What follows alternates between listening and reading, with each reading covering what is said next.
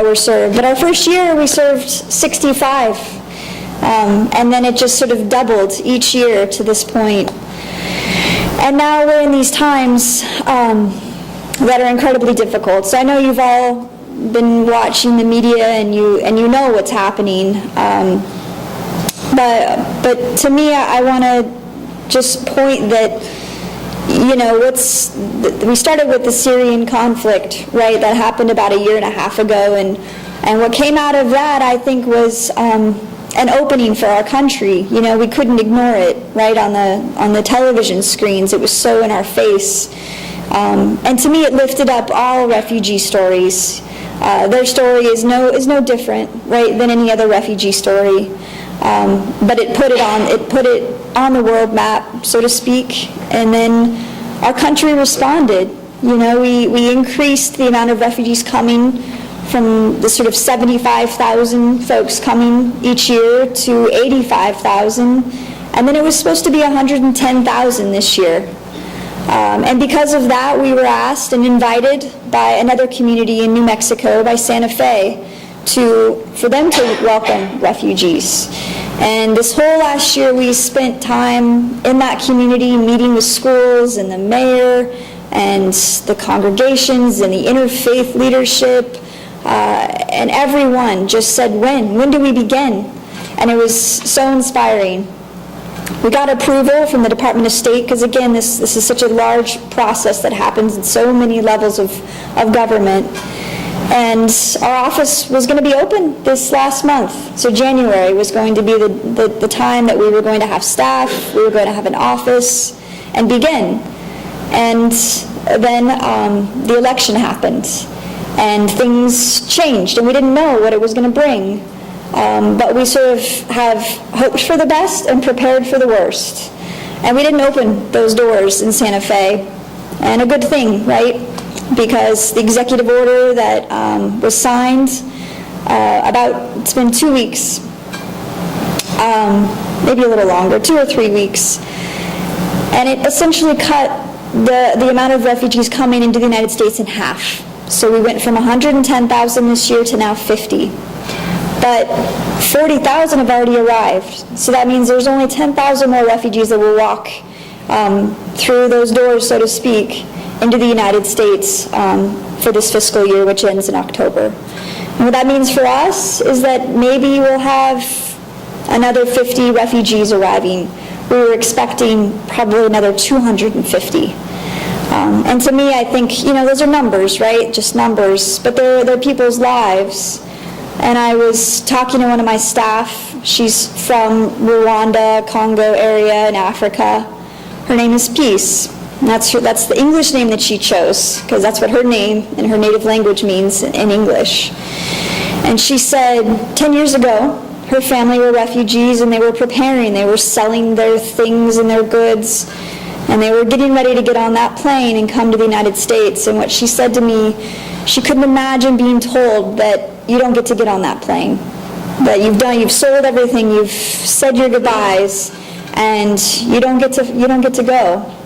And that happened to probably 10,000 refugees when that executive order was signed and the travel ban was enacted. Thankfully, though, we rose up as a country, and I feel like we really stood by our values, and we said no, that we don't agree with that, that it's not okay. And it got fought in courts, right? And so I come with some good news. That the travel ban was suspended for now, and refugees will get to still come, but still only at that 50,000 level. So it's sort of hopeful and also deeply troubling, because I don't believe this is who we are as a country, regardless of your politics, right? We do welcome the stranger, and that's part of the mission and vision of Lutheran Family Services. So I've been getting this $1 million question, right? So what do we do? Where do we throw money? Who do we call? Who can I touch, right? And we have been so blessed that it's almost a problem. I just have been praying that we need another volunteer coordinator because there's been so much outpouring. And Santa Fe is heartbroken. They're heartbroken that their community isn't going to get to welcome refugees. They've had 3 or 4 events. Thousands of dollars have come out of that community to our agency. And there's no really, I have no good news, really. And that's really hard. But what can you all do? It's a big question, right? And I think, of course, financially, always, we're in this strange period of time where we're going to have to bridge funding, because some of the funding that we receive is actually it comes with refugees arrive, and there's a certain amount of funding that follows them, and yet our staff is built out, right? So there's that, of course. But I think the biggest thing is I'm just reminded of community and of connection, right? And I think connection facilitates connection, whether that's here or your city council men and women, your local legislators, your national legislators, is connecting to them and getting to know them. I think out of all of the darkness that's been around us, that has been the single brightest light for me, is that people are comfortable calling the officials that represent them, that we're sort of taking democracy back into our own hands. And to me, that's what we have to do. We have to stand up for what we believe in. And so that's what I would encourage you to do, is just to make a phone call, make a visit, just Google it or ask someone to help you or call me and we'll get you connected, because we have to lift up our voices right now, and we can do it here and we need to do it, but we also have to do it at that level, because things won't change unless they hear from people that they believe in welcome.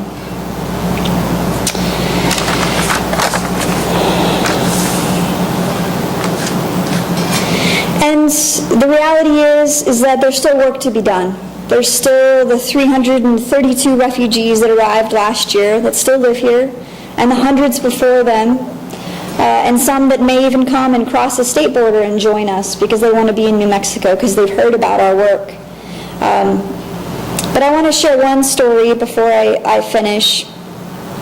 And it's about a woman. Her name is Songo, and she's 16 years old. And she arrived from the Democratic Republic of Congo about 2 or 3 months ago. And she was pregnant when she arrived as a 16-year-old. And she came with her family.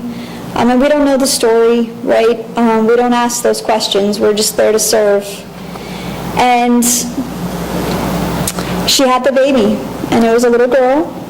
And figuring out what to do, right? She can't work. She needs to take care of this child.